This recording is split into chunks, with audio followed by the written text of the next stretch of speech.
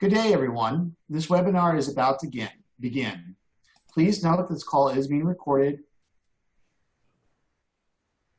We'd like to welcome everyone to the International Parking Mobility Institute's webinar in association with the New York University's C2SMART and Cornell University CTECH Research Institution on this webinar entitled Cutting Edge Transportation, Research on Parking, Congestion, and Curb. Before I turn it over to our moderator, Bridget Brady-Cap, I want to remind that all participants' lines will be muted during the session. If you need assistance at any time, please raise your hand in the participant menu by clicking the raise your hand option, or click on the chat menu and type your question directly to me. Today's presentation will last 60 minutes and include a specific question and answer period. However, you can queue up a question at any time in the chat box on the left-hand side of the screen and click send. These instructions will be repeated later in the program. All registered participants will receive an archived version of this presentation within 48 hours. And now it's my pleasure. I'll turn it over to Bridget Brady-Cap, Transportation and Delivery Services at Cornell University.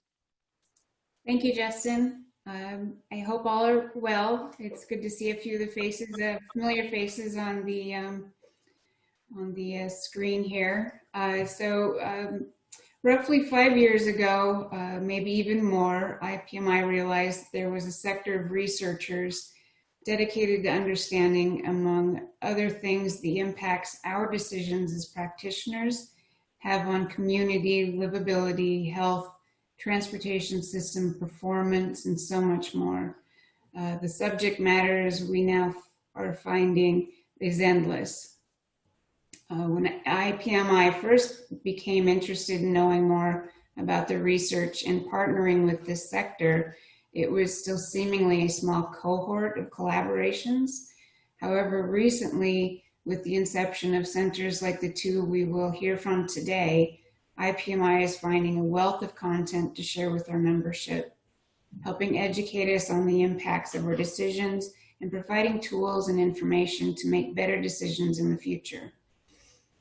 Now, I do realize it may be difficult to think about our future during these times. However, I'd like to suggest that this is a perfect time to envision what new and better resembles. Hopefully the presentations today will provide fodder for those thoughts. And I hope all are well as we listen to our presentations. Now it's my pleasure to introduce our speakers. Dr. Oliver Gao, Director of Cornell Systems Engineering Program, is a professor with the School of Civil and Environmental Engineering at Cornell University. Gao is an international leading expert in urban infrastructure and transportation innovation for healthy living in sustainable communities. His research focuses on modeling and development of systems solutions for sustainable and intelligent infrastructure systems, low carbon and low emission transportation systems, and human-centered design for environment and public health. Thank you, Oliver. And Dr. Jianqin Gao is a research associate at C2SMART Tier 1 University Transportation Center, funded by the U.S. Department of Transportation. She recently completed her PhD in Transportation Planning and Engineering at New York University, and previously received her bachelor's degree in Science and Technology of Optical Information from Tom G. University, and master's degree in Transportation Planning and Engineering from NYU. Thank you for being here. Welcome to the program. The audience is all yours. Oliver, you're first.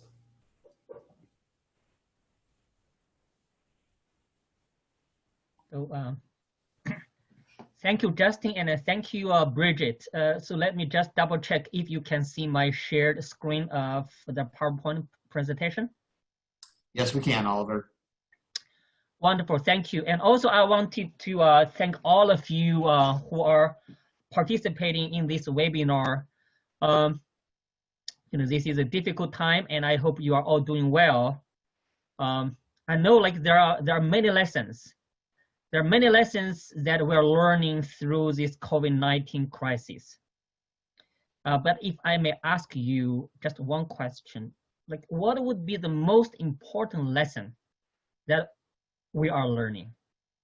What would be the most important lesson are we learning from this crisis?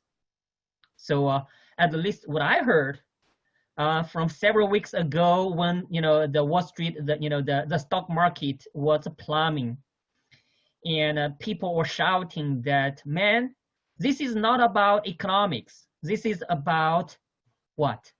This is about health. Right now, we all learn that actually health comes first to every one of us. So speaking of that, actually this is the talk I'm going to give today is really looking at really the relationship between the infrastructure, between the built environment, and between the cities where we live and our health. What is the relationship between our built environment and our health? So if there is a take-home message, and I hope by the end of this talk, and I can help us realize what is the most important to us and what is lying behind all these important issues. So I would like to start my talk. So let me try to, why cannot I turn the page? Let me see. Okay, so I would like to start my talk with two questions. The first question, as I was already hinted towards, it has to do with every one of us. Like in the regular daily life, in the pre-COVID-19 life, if I ask you what is your most valuable asset, right? You're working so hard, and either you are newly graduates or you have graduated for decades, you're working so hard, right? The most valuable asset, we think about our money. Like we work hard to make money, and we then put our money in the bank, and which we call a part of our asset. We call a car of our asset. And then of course, when we have enough asset and we buy a house with a car, which is important part of our asset, but we all know that health is our most valuable asset, because without health, all those previous items that I listed, they mean nothing, right, to you. So speaking of health, this slide shows the healthcare cost across different countries. Of course, in the US, we spend more than 17% of our GDP in our healthcare system, which we all know that we have so many problems in our healthcare system, and we work so hard to correct it. But even in the end, if we are able to make this healthcare system to work in a perfect way, what is healthcare? Healthcare is only taking care of people after people get sick. But how often and how much do we invest in preventing people from getting sick? And what factors will be effective in helping us to prevent from getting sick? So this is a question, please keep that in mind as we move along. Now, my second question, what is a nation's most valuable asset? Right, so natural resources, right, which we all know, like oil reserve, natural gas, clean water, clean air. That's our very important asset. Infrastructure, right? We invest so much, billions of dollars, and trillions of dollars in all this infrastructure, which actually support our life. And there is a point I will try to make later. All our investment in all this infrastructure, urban infrastructure. Here, when I say infrastructure, it's not only the physical infrastructure you see here, which our transplacental people, we are familiar with. Infrastructure also includes the social infrastructure that make decisions as about how the physical infrastructure should be built. But in overall, infrastructure is another important asset we are proud of, and our lives rely upon. Of course, there is people, right? Also very important asset for a nation. So now, if you look at the infrastructure expenditures, all the different countries are investing heavily in this infrastructure. while for the US, we only have 2.3% of GDP. Remember earlier, healthcare cost is 17%. Now infrastructure investment is 2.3%.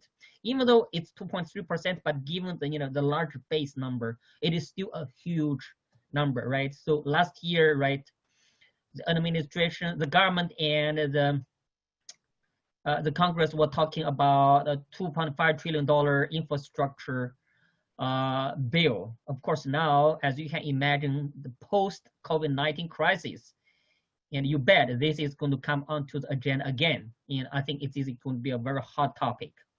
So one thing though, passing a bill to support infrastructure investment, it's hard, but in comparison to how to make sure this investment is correctly done, actually the bill is easier than doing the right thing and doing it right. So my work, and also the work at CTECH, the Center for Transport and Environment and Community Health, we focus on actually linking these two very, very important assets from the individual level and from the national level. So how are our individual assets related to these national assets? Health. Speaking of health, there are three major factors. There are three categories of factors that affect our health. Genome, like genetics. Phenome, these two factors, we can hardly change them because we inherit them, right? It's it's whatever it comes with us, and we can hardly change them. But there is a third factor, which is called, the health researchers call it exposome. This is actually, the exposome is where, especially here, I know like we have a lot of transportation folks. This is exactly what we are contributing to through our work, because we are contributing, when we talk about exposome, we have to talk about cities because we have more than half of the population now living in city areas, in urban areas, right? And that percentage is even increasing. But I hope, I don't know, maybe after the COVID-19, maybe this trend can be temporarily slowed down a little bit, but I know like human nature, they'll pick it up again very soon. So here, let me just ask you to, this is a picture of a city, it's New York City. Actually, a lot of us are now living in city areas. So just give you a quick question. Can you imagine, we build these cities to serve people. We build these cities for people to live. But can you imagine if you collect all the human bodies in this city, can you imagine what percentage the human bodies will account for the whole size of this city? It's less than 0.01%. Actually, I think someone has done a very interesting kind of calculation. If you collect all the human bodies throughout the whole world, and if you put them together, it's not only going to be even able to fill up the Death Valley. Right, so that's why, however, we build all these cities to serve less than 0.01% of the human bodies there. Does that make sense to you? If that doesn't, if that does, strike a string on your mind, how about in the morning, or of course, you always see people, one person driving an SUV, right? Transportation people, we're too familiar with this. A person weighs, say, around or less than 200 pounds. An SUV weighs more than 4,000 pounds. Does that make sense to you? So speaking about, so one point I want to say that it's really the infrastructure, our built environment, they really shape our lifestyle. They determine our health. So in the previous picture, you don't see people. Now imagine you landed in the airport and you come to you check in a hotel room. You look outside of the hotel room window. Now you see people. I bet everyone you see in this picture, they are smart. Everyone in their mind, either they're in a taxi or they're walking, they're trying to calculate what is my shortest path to my destination. But without realizing that even though we feel human beings, we are so smart, but we can never outsmart the infrastructures surrounding us that shape our behavior, that shape our decision making. So here, I'm using this, very kind of interesting graph, a picture. We all probably, most of us, we have kids, or if, maybe you're too young, at least we were kids before. And can you imagine what these kids are doing? They're playing with rocks. They're basically putting the rocks on the path of ants to block the path of ants. Now can you imagine when a kid moves the rocks on the path of the ants, what would ants do? They will adapt. They will change their behavior to adapt to those rocks.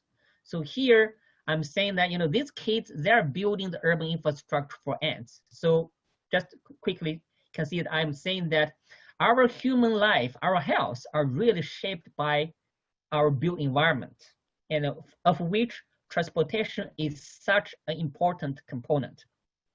So how is our built environment, including transportation and our own infrastructure, how are they shaping our life and our health?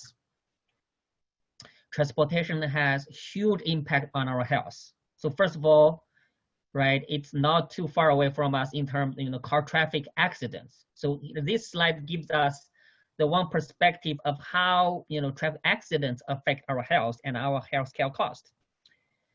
So now if we can make our transportation safe, which we have done a lot, we have achieved a lot, are we going to be okay? I'm not sure if any one of you has seen such a picture before. Standing behind the bus could be more dangerous than standing in front of it. Why? Because you can see, I'm not sure if you can see this, these small things. More people are killed by vehicle emissions than by traffic accidents, right? So now if we make our traffic safe and clean, are we going to be okay, health-wise? This shows a comparison between 1996 versus 2016, the youth obesity rate. The youth obesity rate. We all are too familiar with our kids. When they are born, either they go to school, they go to hospital, they go to a sports activity, they are in the back seat of the car, right? Cars are becoming like their legs and arms. And then, of course, people familiar with transportation sustainability, when you try to convince people to get out of the cars and take the bus, transit, or walk, or bike, do you think you are going to be successful? So here, this is just a very quick summary slide. You can see, yes, we are enjoying our transportation system. We are enjoying all this mobility, but we did not realize at such a high cost of health. Not only air pollution, not only car accidents, but there are all these different aspects. Sorry, I paint such a kind of gloomy picture to you. By the way, I'm really optimistic. I'm really a kind of optimistic, but this is our reality. So we can't help asking what is wrong, what is the problem, how did we get here? Because if we don't know how we got here, there's no way we can find the right answer, the right solution. So first of all, look at what you are doing in your daily work and what I'm doing in my daily research as a transplant researcher. This is a picture showing actually what a lot of us or our ancestors contributed to, our profession contributed to. Essentially in our transportation planning, we have been in pursuit of efficiency, faster, faster, faster. And not only that, we want to achieve that efficiency with the minimum cost, which is economic efficiency. So just think about your daily work. A lot of your decision criteria are surrounding these two. And seldom, almost impossible, and we think about how all these emissions would impact public health. This seldom came into the equation. And not to mention, if you recall, or if you think about who are behind urban development. Real estate developers. What are they looking for, right? No wonder why we end up today in all these cities, that our health is at risk. And no wonder Now, when you talk about this, COVID-19 pandemic, all this infection and all those spread, and when you look at all these hotspot areas, why are they in those cities, urban areas? Why aren't our cities prepared for these things? Because those things were not even in the plan and the design of our cities. Education-wise, it's also problematic, right? You can see that we are trying to educate our students in civil engineering. We are trying to educate our students in environmental engineering. We of course train our students, educate our students in public health. But the unfortunate thing is that they are all in different departments. Civil engineers, and including a lot of us, you here in the audience, you were trained as a transportation engineer or civil engineer. You were trained to how to make your transportation system more efficient.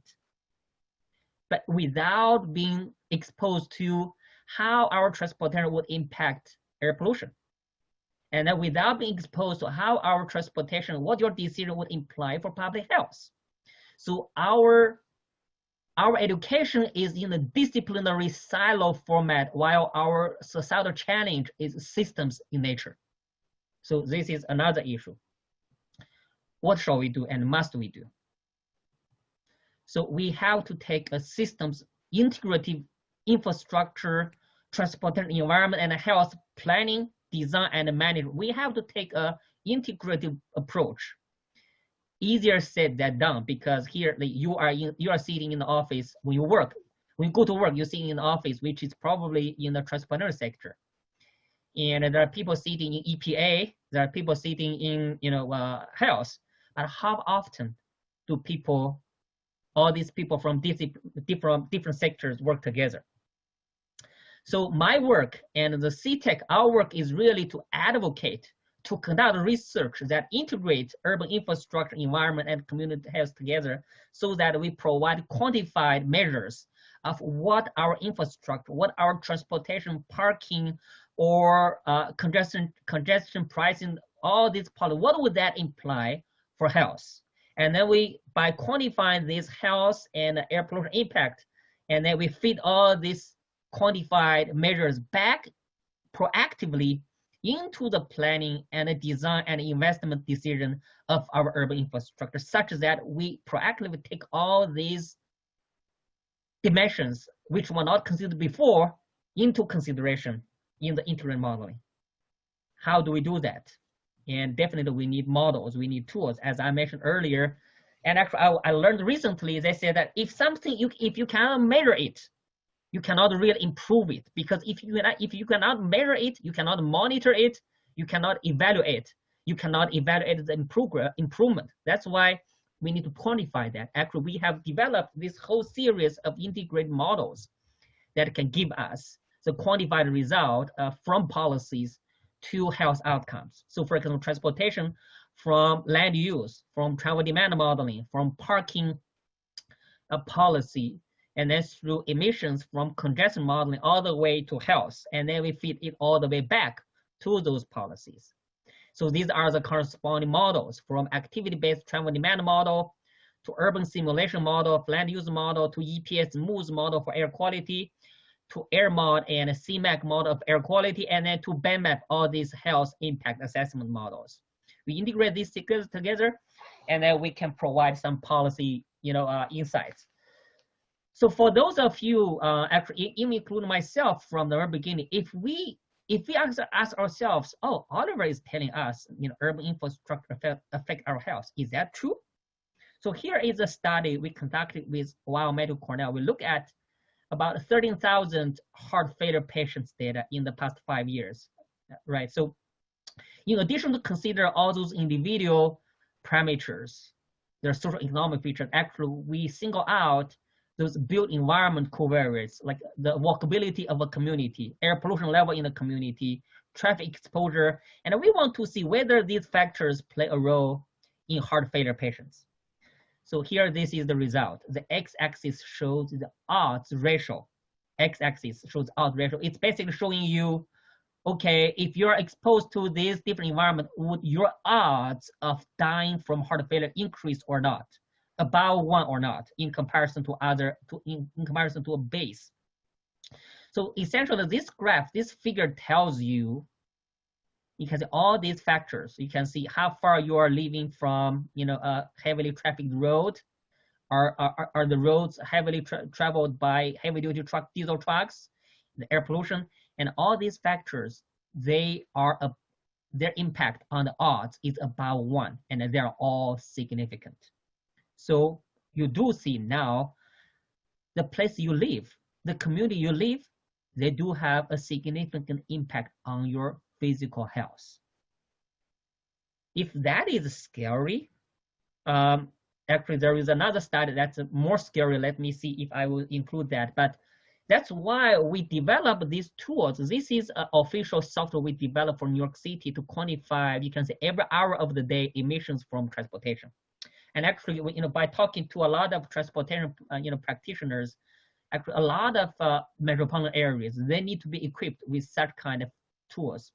So this software is the official software used by New York City for their transportation conformity assessment.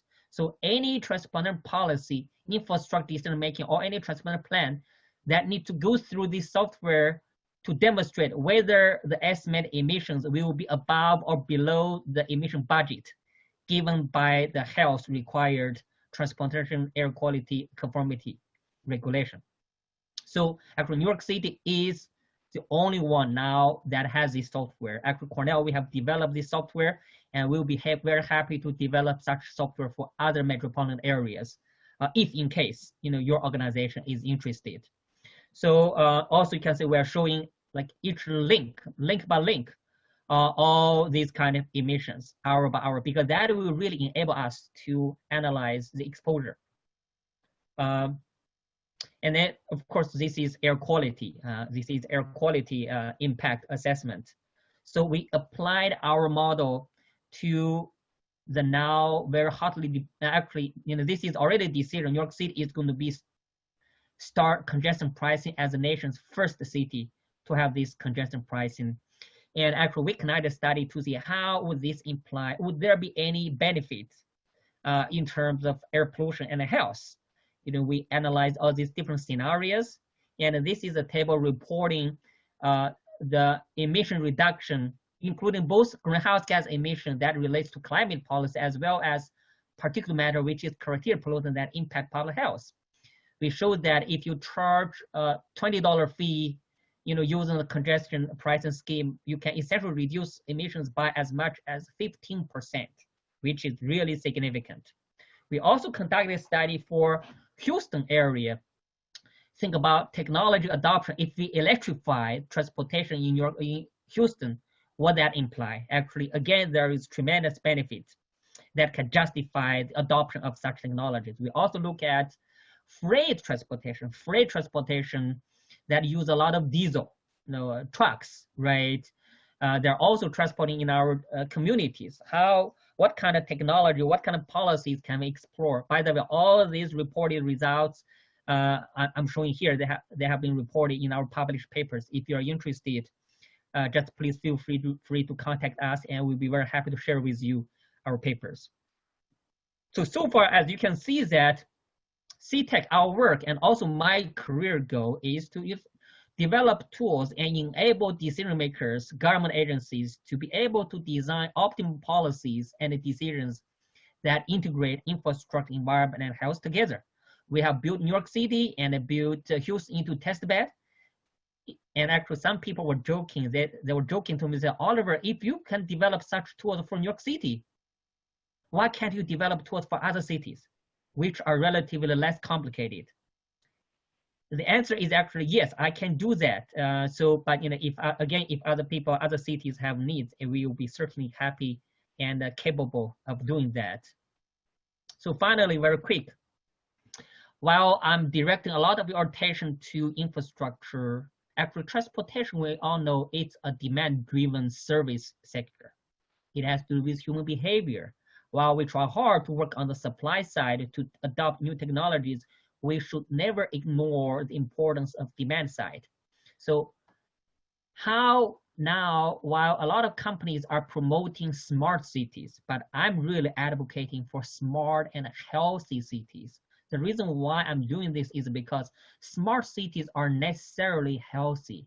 Smart cities are still pushing for efficiency, but efficiency doesn't guarantee health. What I'm trying to do is to really, we have to push, if we want to advocate for smart cities, we have to incorporate the healthy city idea as well, because otherwise we could go down the wrong path. So for example here, what is a smart healthy city idea? Imagine if you have the GPS, right? However, now if I have a GPS, not only telling you the travel time to your destination, but also if I tell you emission from your car, and also along the way, your exposure to pollution.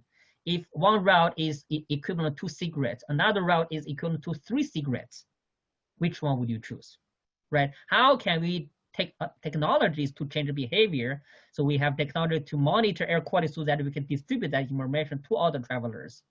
And we simulated this scheme in the Fresno, California network.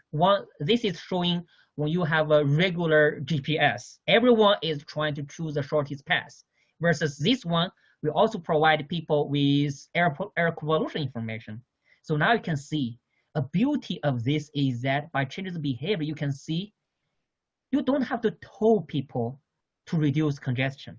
You can actually mitigate congestion by telling people the air pollution information.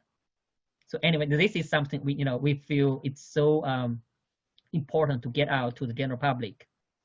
So here, of course, related to parking, we also try to come up with all these parking schemes, developing parking algorithms, right? How to minimize the social costs, right? We try to see how we can minimize your walking distance as well as reducing your cruising time while finding for parking. We develop these algorithms. So in the end, finally, if you agree with me that infrastructure is so important, and then we cannot help asking, what determines infrastructure? What determines infrastructure? That actually comes back to the earliest picture I showed you about this Congress and government working together for an infrastructure bill. It's really finance. Who is going to finance this infrastructure? While the government last year we're talking about $2 trillion bill, the Trump administration was talking about, okay, the federal government only has about $500 billion. Where do we get the other $1.5 trillion? Private sector, public-private partnership.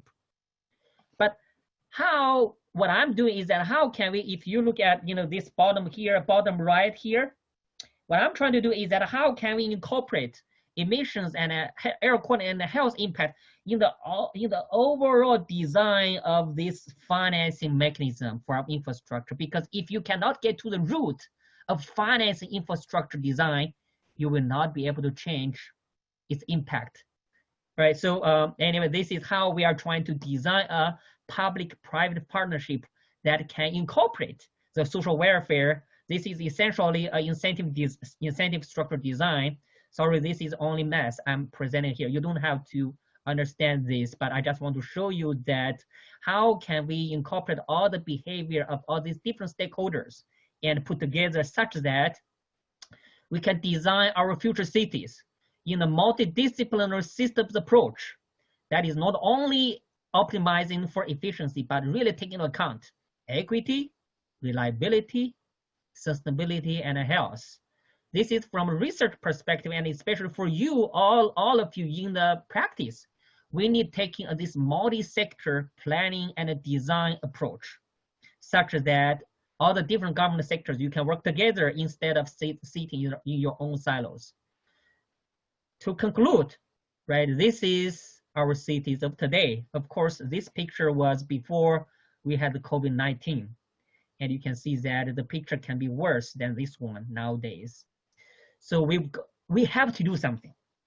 And to get to the city of tomorrow, to get there, we need a paradigm shift. You can say what I talked about today, it's not going to be just yours or my effort. We need the whole society. We need all the government agencies throughout the world. We need a paradigm shift. And especially we need system integration and innovation, which I highlighted here to be the lever of our innovation.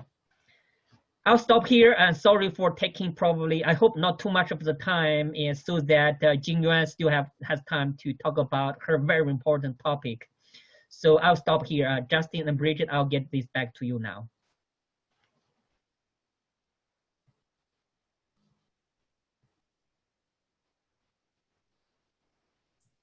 Thank you very much, Oliver. Jenny, you are up next.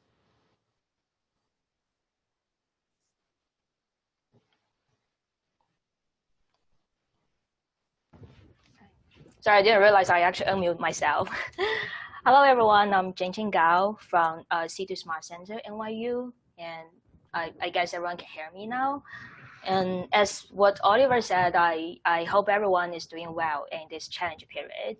And Oliver kind of giving a big picture about health and transportation infrastructures and the relationship between these two. My topic will be kind of a little bit more into the micro level, talking about the cases that we see in New York City. And my topic will be mainly focused on mobility and parking. And I'm going to talk about a very particular phenomenon, which is called double parking, which is very common but really annoying in most of the cities that we live in. And I hope this will kind of bring up some of the interest for today's presentation. So before I really go into my topic about double parking, I actually want to give a very quick introduction about our center, C2SMART. So C2SMART is a Tier 1 US DOT funded university transportation center. Our focus is on mobility of people and goods. And I think the highlights here is that we're trying to use cities of different sizes as living labs.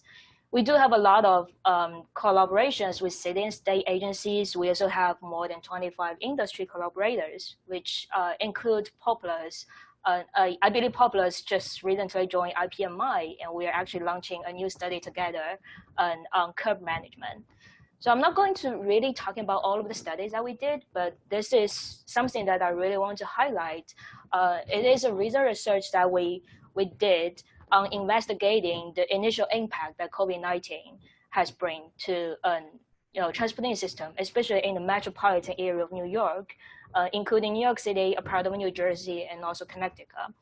And I'm pretty sure everyone knows how Times Square looks like in a normal day. It's usually fully packed by pedestrians, but this is how it looks like right now. This is what I get last week from the real-time cameras from City DOT. And now literally you only see maybe like 2 or 3 pedestrians in this screenshot. And if you look at the vehicles, most of the vehicle cars are actually NYPD cars parked on the street. And this is what we're facing right now in our transportation system. If we look at the ridership, transit ridership, we see a dramatic drop. If we look at the vehicle trips, we see a dramatic drop. If you look at the corridor travel time, it used to be, we used to see those 2 spikes every day, which representing the AM and PM peak. But right now, like everything becomes kind of flat. You don't see those spikes anymore in a daily pattern. We also take a look at the parking citations, where this graph on the bottom kind of showing that, both for commercial vehicle parking citations and passenger vehicle parking citations, the number of tickets dropped about like 60 to 70% after the NYS on pass order. And I mean, this can be 2 reasons. It might be just because there's less vehicles on the street, less cars parked on the street, so we have more available curbside spaces, and we may have like higher turnover rate. But it may also because we may have just limited resources of NYPD. There might be just less people can actually give the ticket. So I feel like this is kind of, a very unfortunate but a very unique opportunity for us to actually study our transportation system. There's a lot of unique things happening on the street that we never saw before, we never see on our New York City streets. It's actually giving us some sort about, like short-term passenger travel trends, long-term changes to like possible mode choice, and especially this social distancing practicing might take longer in effect than we expected. And we actually put together a white paper, which is showing on the right. If you're interested in like more details about that, feel free to check out this white paper that we put together. So next, let me going back to my main topic today, which is about double parking. And I want to show a video clip. This is actually a video clip that I recorded in my neighborhood and in Brooklyn. And you'll be able to see in this very short segment, there's 1, 2, and 3 double park vehicles on the street. And every other vehicles have to go like a snake to go past them. It's very common, like from this video, it's kind of just showing us this is happening every day in our daily life. And it's probably like, bad as more than as people think about this problem. So last year, Transportation for America actually picked 3 cities for curbside management pilot. And I know some of the cities like DC, they actually did a curb flow pilot, which is trying to reduce double parking in their pilot study site. And when it comes to New York City, this problem kind of become even worse. According to the New York Times, there are more than 1.5 million packages delivered to New York City in a single day. And this is kind of bringing chaos to our street. If we look at the statistics from the parking citations, the commercial vehicle double parking citations, the number of tickets increased by 30% from 2015 to 2018. And these growing challenges with traffic congestions, they're kind of bringing the escalating impact, not only just about double parking, like it's including all types of short-term traffic disruptions. For example, temporary work zones, police activities, and of course, like special events or traffic accidents. And all these are contributing to the unreliability of roadway travel time and also to the dynamic loss of road capacity. But on the other hand, we also have this fast development of ITS technologies, like machine learning, deep learning technologies, and more data becomes available to us. So this is also bringing like new perspectives and new opportunities for us to study this problem, to rethink about how we deal with these double parking or short-term traffic disruptions on our road. So last year in the IPMI Managing Urban Mobility and Parking meeting, I actually covered these 5 different things in it, including selection bias and spatial autocorrelation in the parking citation data, the effect of Uber, Lyft, for hire vehicles on parking violations. I also talk about commercial vehicle double park. Today, I'm going to recap 2 of them. One is the data-driven model to estimate double parking occurrence. The other one is quantifying double parking impact using microscopic level model and also macroscopic models. But I'm also going to talk about one new thing, which is anomaly detection for short-term traffic disruptions. This is actually part of my dissertation, and the objective here is really to develop an automatic anomaly detection model, which is able to deal with real-time data, real-time streaming data. And we hope this methodology will not be only able to detect global anomalies, but also local anomalies, those traffic anomalies with smaller impact, but is creating problems to our street. So if you're interested in any of the 5 things that I was mentioned here, we actually have a summary article in IPMI Parking and Mobility magazine in the February issue, and feel free to go online and check it out. We also have a lot of conference papers and journal papers. If you're interested in any particular topic, feel free to contact me. So let me first talk about this anomaly detection that I was just mentioned. As I said, the goal is really try to develop an automatic anomaly detection method.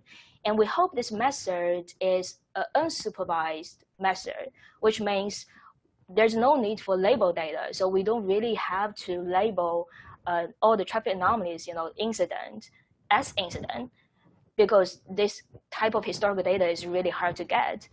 And also the input data that we're using here is only travel time.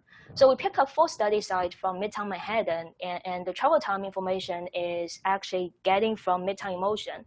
For some of you who are not familiar with what is Midtown Motion, this is the adaptive signal system that New York City DOT developed. And they installed tons of ETC tag readers, which can record travel time from any buses or vehicles who's equipped with ETC tags. And also they have like microwave sensors, which is collecting occupancy and volume information. But here we are going to only use the travel time information.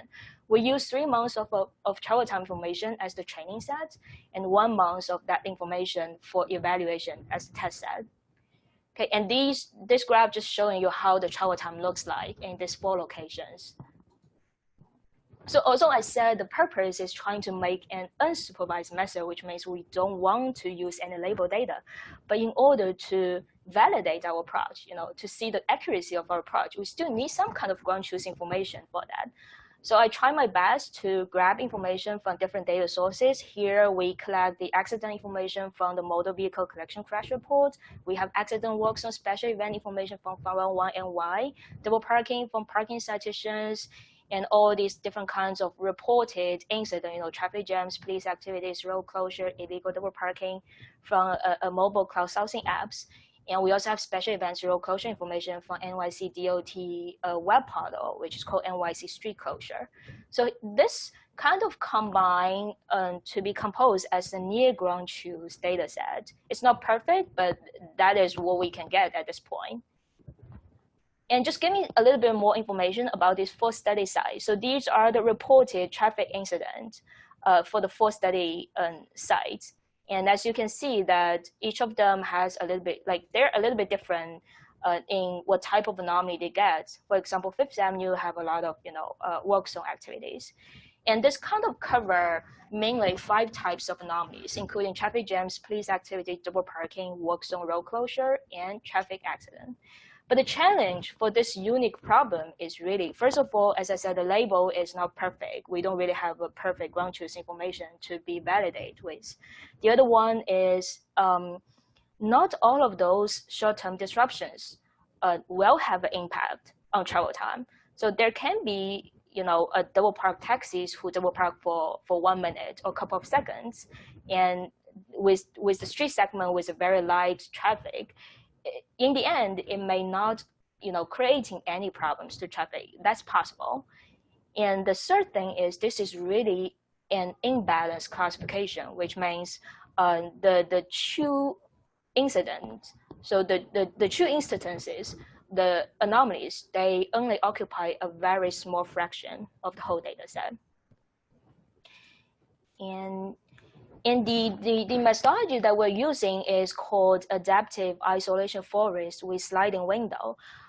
Some of you may already have the guess because it's called isolation forest. Like if you know random forest, yes, it's inspired from random forest. But the idea here is instead of profiling normal patterns, iForests uses random partitions to explicitly isolate anomalies. And this is based on a very simple idea that anomalies are usually few and different.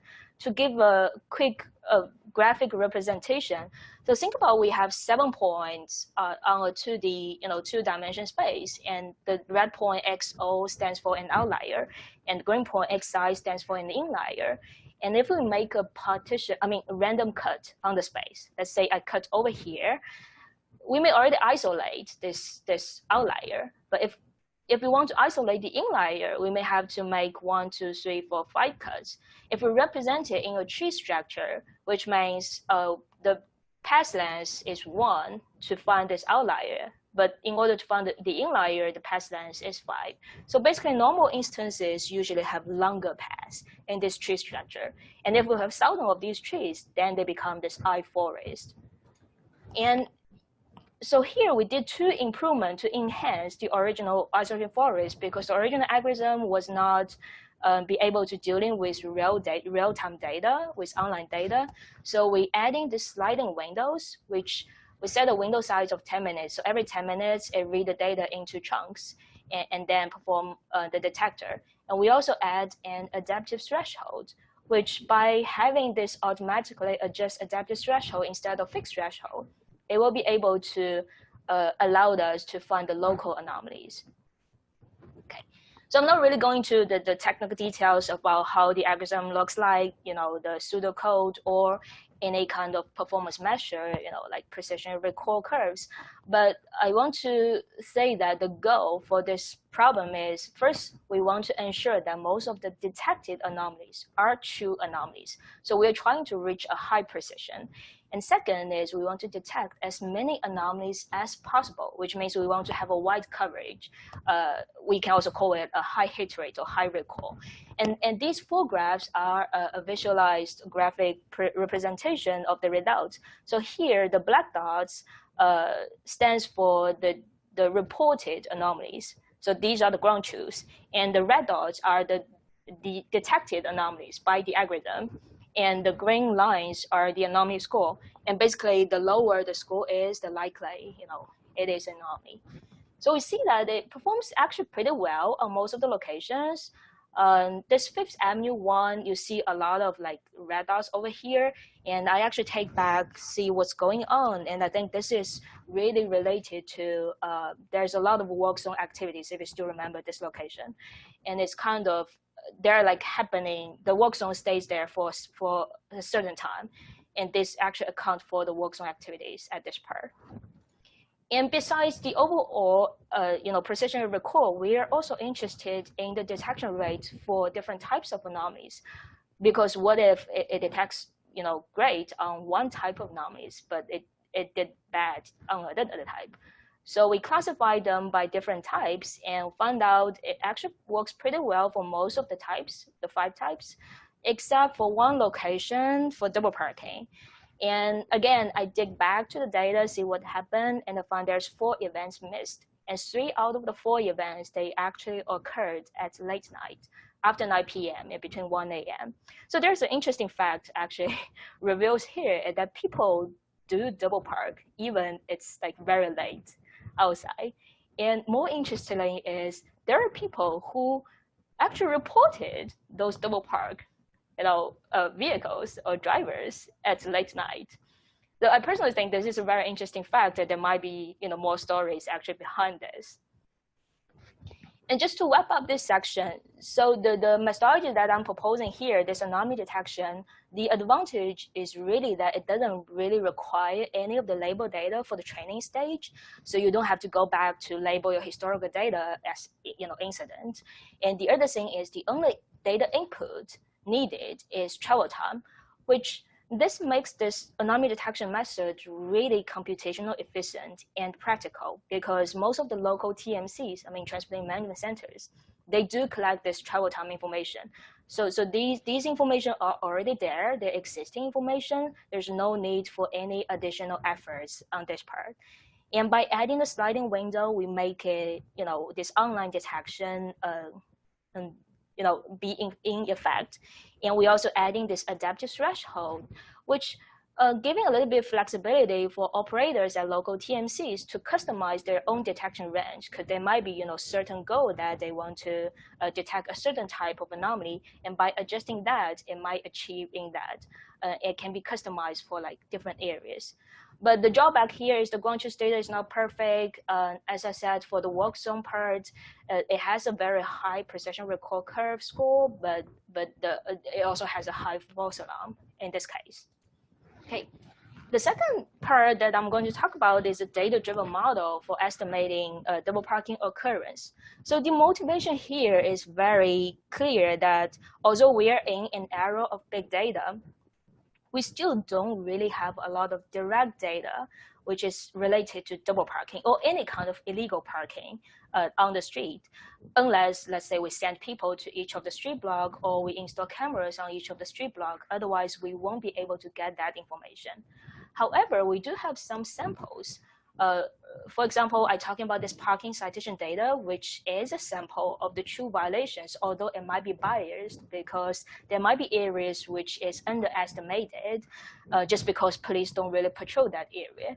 And we also have like 311 calls that people make calls and complain about double parking events. But on the other side, we also have a lot of social demographic and also traffic information, geographic information available.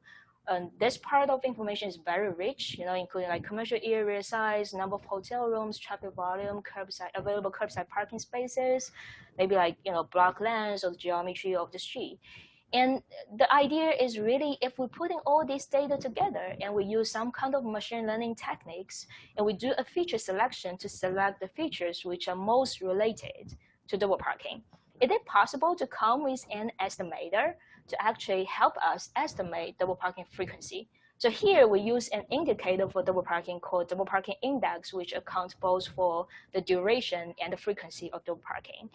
And the step 1 and step 2 of the data-driven framework is kind of focused on what I just talking about, like estimating the frequency.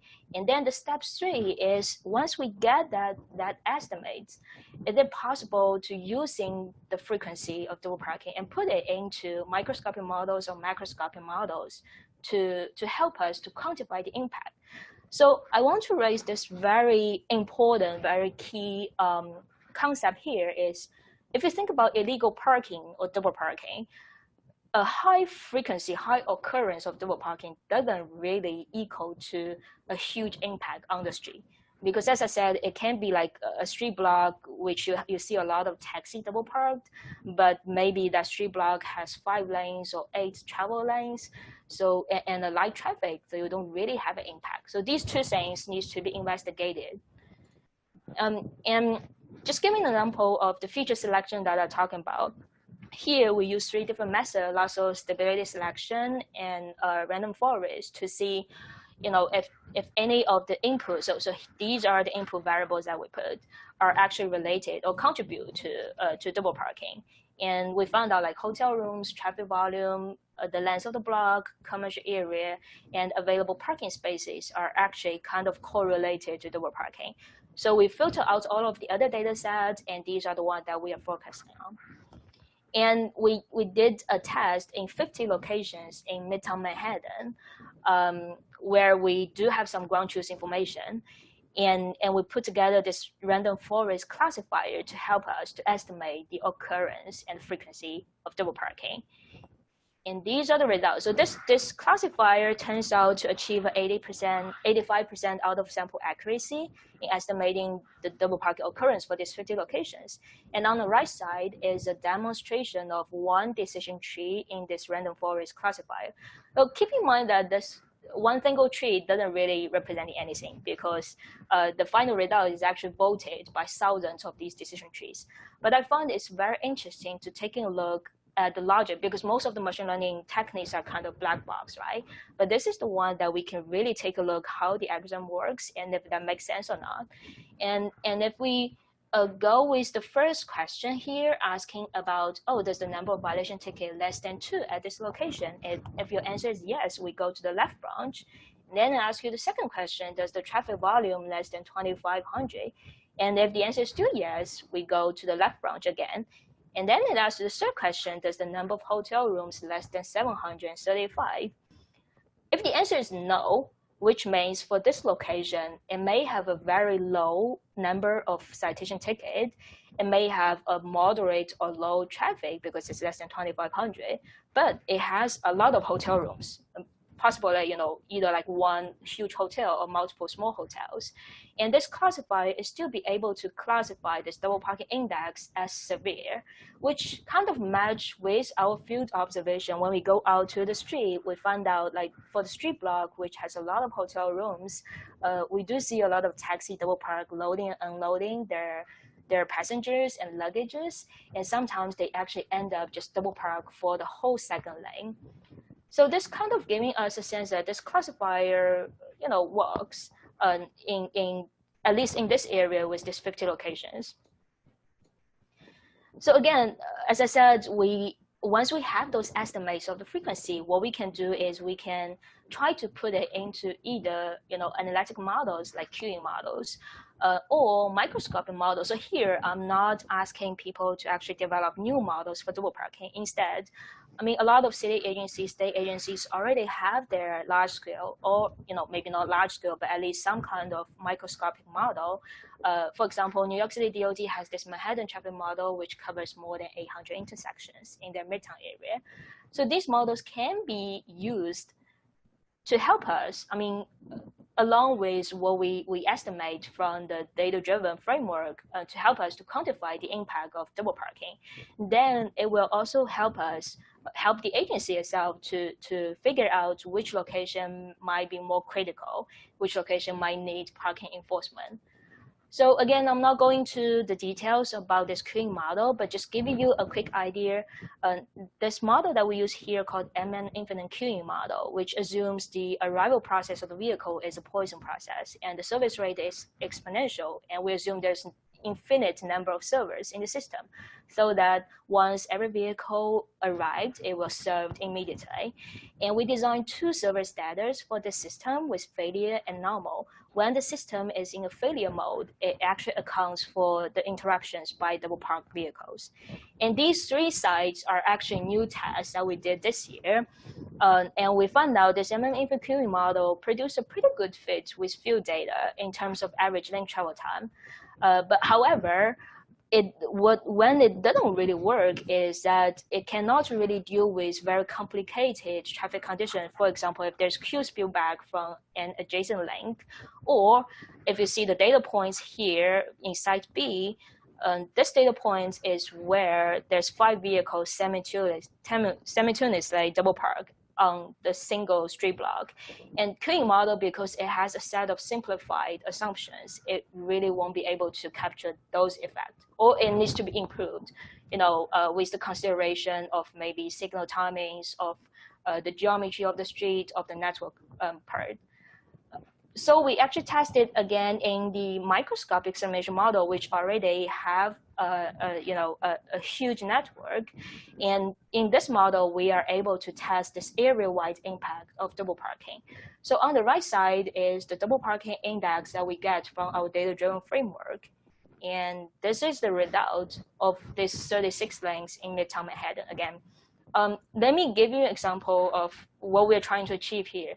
So if we look at this one single intersection here segment here between 57th Street and 58th Street on 8th Avenue, if you look at the DPI, the double parking index, it is moderate.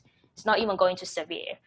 However, if you look at the impact, the sub-area travel time percentage of difference, it is in dark red, which means the increased travel time are more than 20%.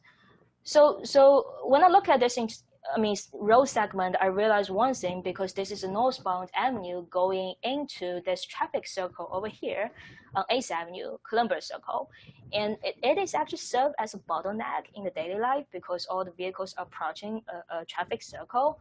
So this street segment is actually more fragile, which means even though it has a moderate level of double parking frequency, but the travel time impact is actually more than the other lengths.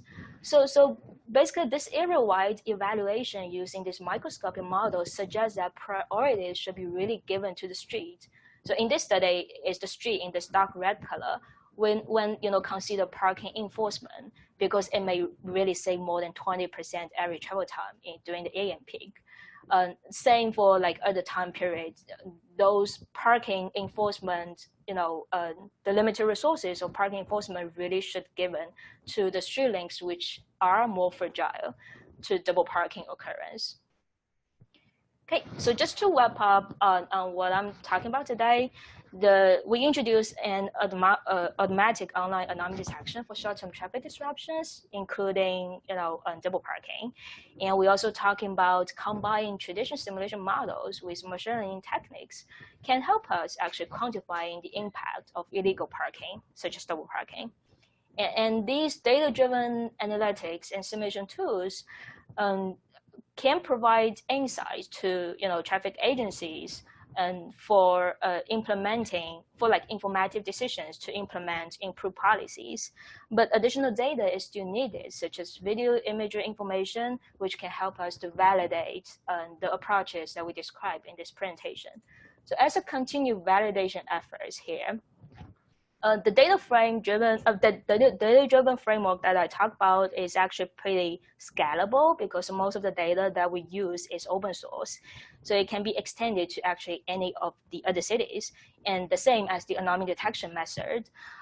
So here I talk about I mean, most of the study area that I talk about is in Midtown Manhattan, which has a lot of commercial activities.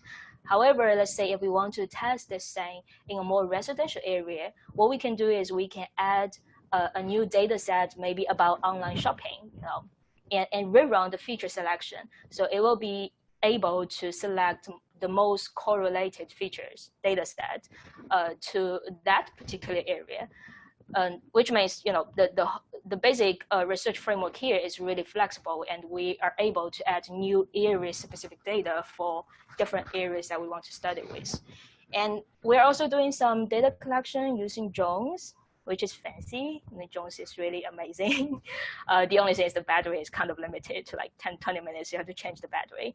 We're doing some image processing with like objective detection using the surveillance camera that CTDOT has. We also have some talk with different agencies. We talked with Seattle DOT and Oklahoma DOT last year about the parking transaction data they have, and hopefully we will continue this data sharing effort. And our center actually has a very good platform called Common Innovation Platform, CIP, which is for secure data sharing. It's kind of like combine, project management, data warehouse. It has this collaboration tools, which has like APIs linked to all of these external platforms, which I think is great because all these platforms are really like commonly used platforms. And we also have a very nice dashboard for like project readout, showing project readouts. So just to summarize what I'm talking about today, I want to first of all thank IPMI for giving these great opportunities. And I would say like the connections between research industry, because I used to work for City DOT and now I'm with NYU. I have like both experience on the public sectors and also research institute. And I feel that these connections between research industry, public sectors, private sectors are very important. And I hope to see more collaborations, maybe with the audience today, maybe with all of the IPMI members, and so that we can bring more research ideas into the field to make a difference to the world.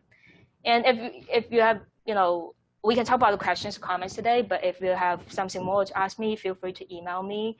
Or if you're interested in our center, feel free to go to our center's website for more information. And that's it. All right, thank you very much, Jenny, for the information. We will provide both Jenny's and Oliver's information to our participants in the follow-up email. So now we are ready for our first set of Q&A. So I just wanted to remind everybody that you may ask your question through the webinar's chat system by typing the question into the chat box and pressing enter on your question. We will try to get to as many questions as time allows.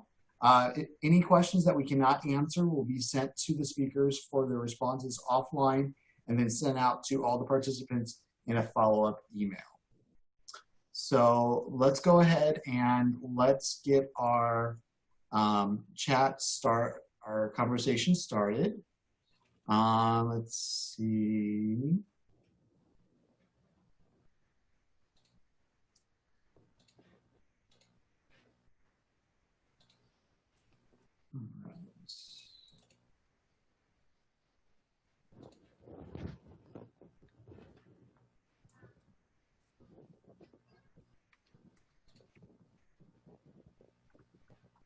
So Let's see here. Oh, look, we got our first question here. Here we go. All right. This is from Tom Wozniak. How can a city get involved in this process? I manage parking services for the city of Milwaukee and would love to be involved in collaboration like this.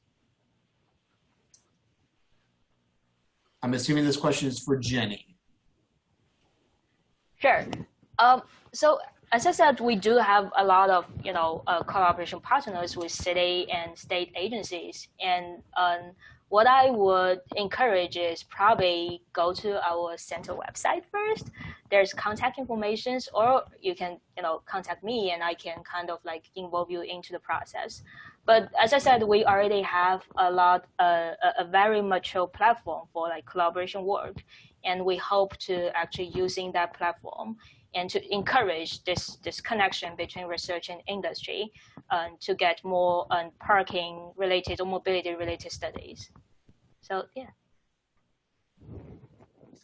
All right, so looks like the next question is, does the bike lane cause major parking issues for certain areas? You know what, this is a really interesting question because I have the same problem, because my initial motivation of this double parking is the street segment, you know, down our building at my university. And I saw there's a bike lane over there, and people, what I think is people feels like once there's a bike lane, they have this extra 4 feet, you know, spaces on the street. So people kind of thinking that, oh, since I have this extra space, you know, it might be just less chances maybe getting ticket when I double park there, or like less problematic to the cars driving on the street. So when I initially did the feature selection process, I actually put the bike lane. In New York City, we have, you know, parking protected bike lane, and we have the normal bike lane. I actually put both of these into the 50 locations that are studying in Midtown Manhattan. But it shows that it's actually insignificant for the 50 location that we selected. But again, as your question asked, this bike lanes might be in effect for certain area. I would say because Midtown Manhattan as a commercial area, you may not really see a lot of bikers or cyclists. But for the initial area that I observed in Brooklyn, it might be true. And definitely like more studies should be studied for that. The other thing is not only for bike lanes, but like bus lanes sometimes also becomes an excuse for people to double park on the street because, you know, that lane was not really used for general traffic sometimes.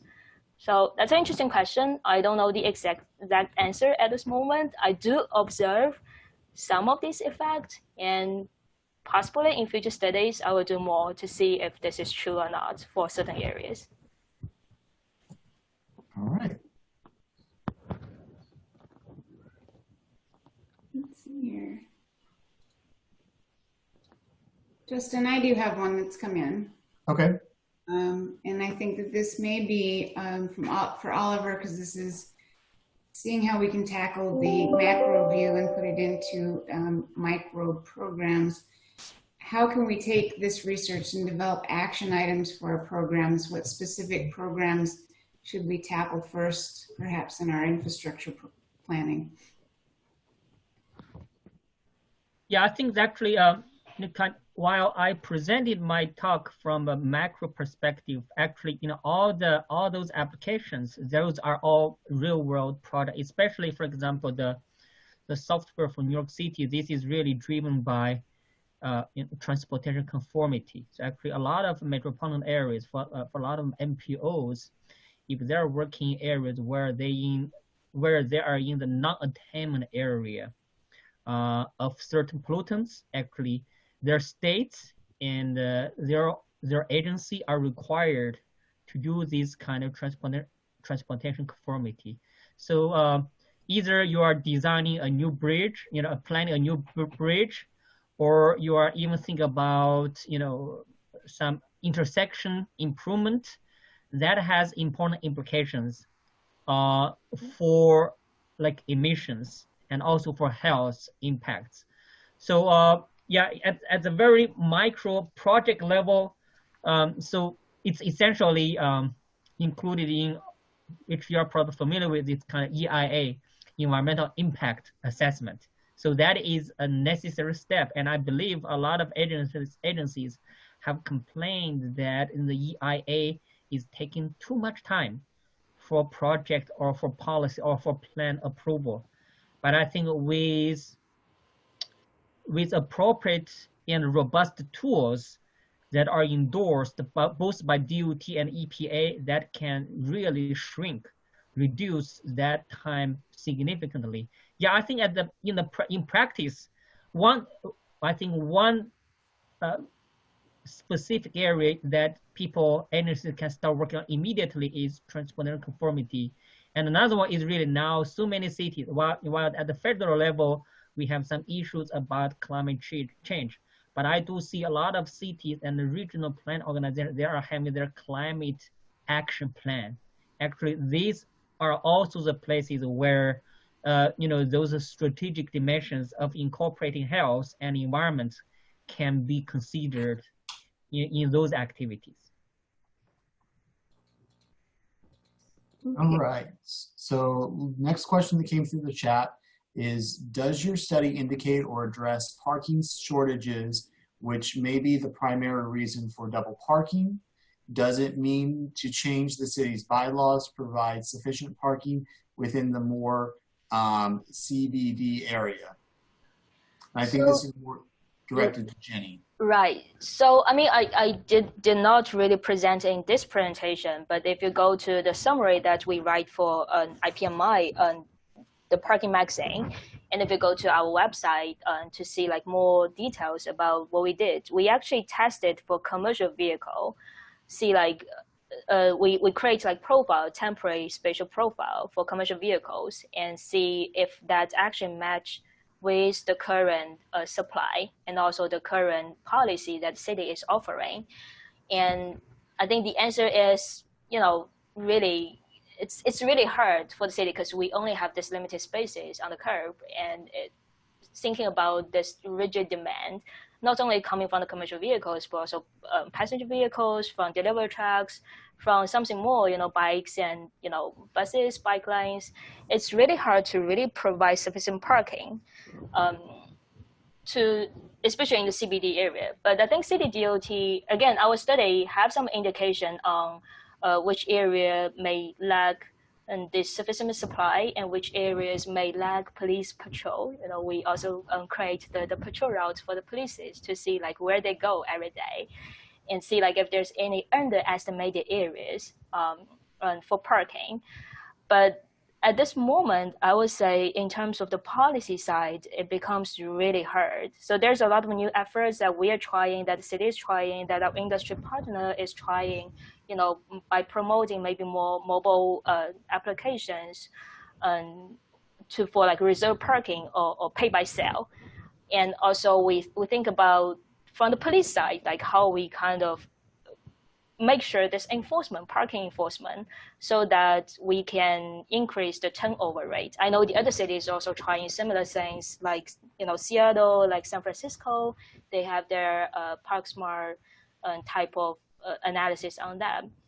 But there needs to be more innovative way. I would say mobile application is a good try, but we probably need to think more innovative way here to provide sufficient parking supplies.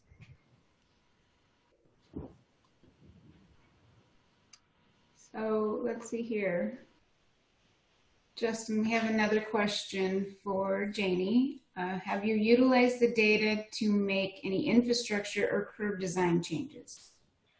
So as I said, we did not really provide like direct suggestions on curb design changes, but the study that we recently did for commercial vehicles actually gave some insights on how the curbs should be changed, and also for the bike lanes.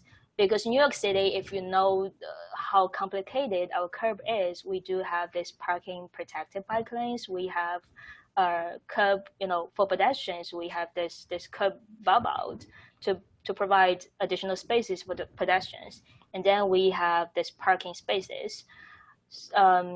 I would say it's not directly suggestions, but we do provide some insights to the agencies, like how it's possible to change the curb design.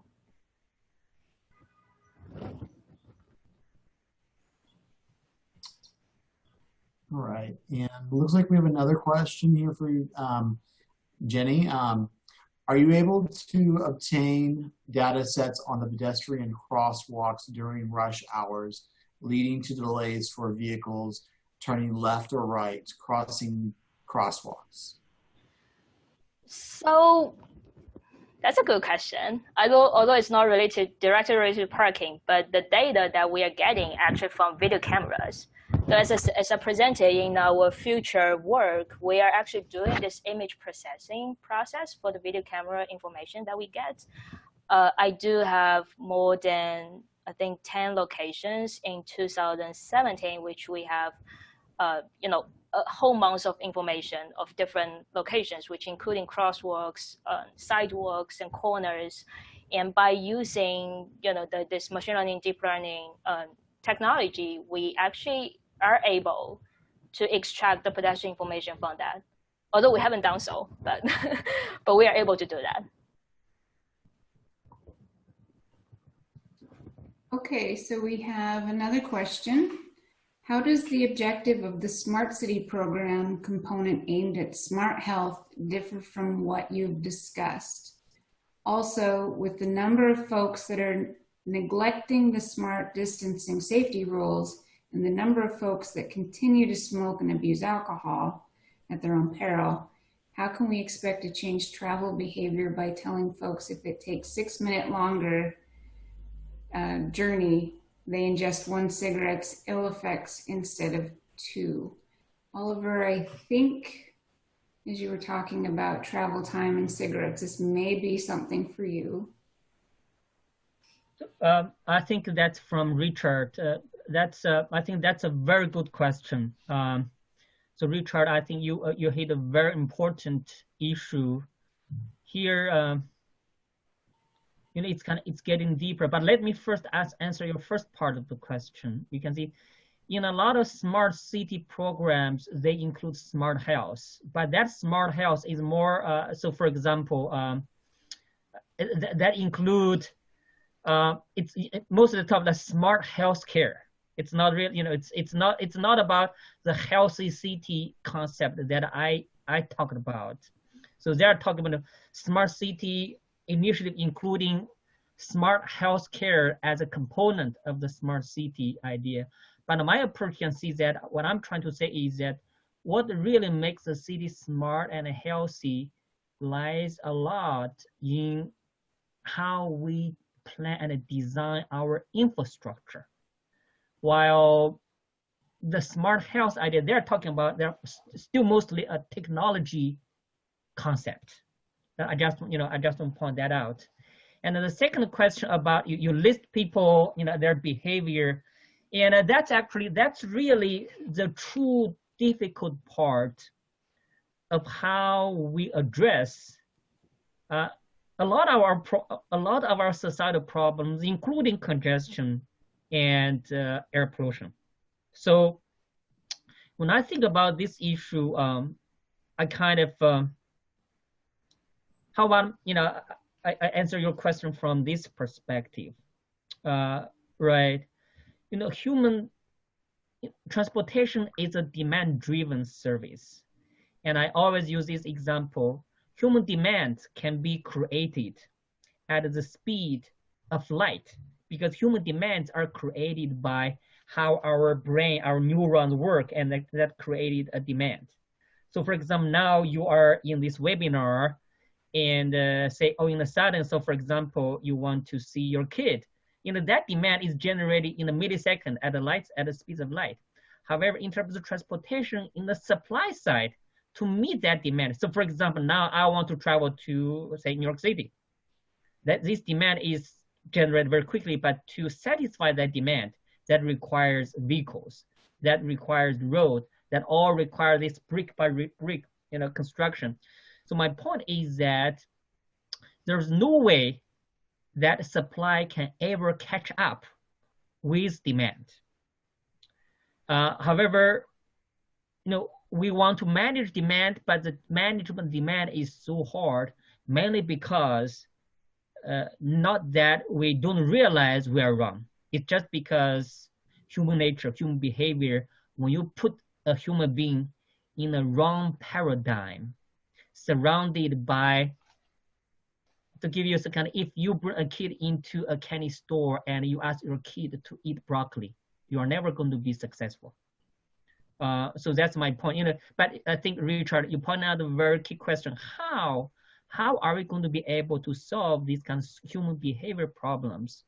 It's hard, but at least by raising this question, you can see that this is not just transportation people, not just structural or civil engineers. We need, for example, psychologists to better understand how we frame the communication and how we guide the human demand development. This comes again back to your, while we're emphasizing this social distancing, but there are still people, they're going to parties. So that's a human nature, and a lot of our social problems we have to fight against, and we don't have an answer yet. But that doesn't prevent us from making effort. All right, and looks like we have time for just one more question, and this probably is for Jenny. Does your model, or can your model help determine the impact of development in traffic?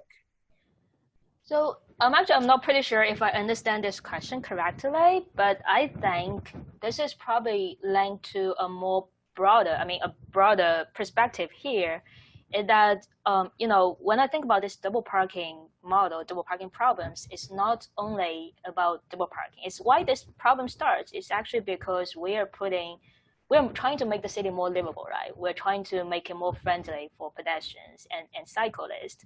And we're doing a lot of different type of projects on the road. We have this road diet. We're trying to put in parking protected bike lanes. And if you know New York City, you probably realize that for let's say 5th Avenue or 6th Avenue, you see the number of travel lanes reduced from 6 lanes to 4 lanes to 3 lanes. And this kind of making this double parking more and more important, because when you have 6 lanes, you have a double park vehicles, it doesn't really cause a lot of trouble to the traffic. But when you have 3 moving lanes, now it becomes really a huge impact to the traffic. And as I said, to answer, can our model really help determine the impact of development in traffic? I would say the data framework is pretty flexible and scalable. So any new updates can actually be fitted into the data framework. And we can always, as long as the structure is there, we can always update, what kind of data needs to be fed into the estimator and update the validation data set. So probably, yes. All right. Well, I want to thank everyone for joining us today. We want to make sure that you enjoyed the conversation. Also, we wanted to update you about our upcoming events that we have coming on. On April 22nd, we have another one of our shop talks, Leading Remote Teams and Best Practices. And the following week, we have Planning for the Future, Municipal On-Street Operations. And then coming on June 1st and 2nd, we have the IPMI Virtual Conference and Expo. Thank you again to all of our presenters, Oliver and Jenny and Bridget Brady for moderating today. Today's webinar is copyrighted in 2020 by the International Parking and Mobility Institute with all rights reserved. Thank you for joining us. This concludes today's presentation. You may now disconnect.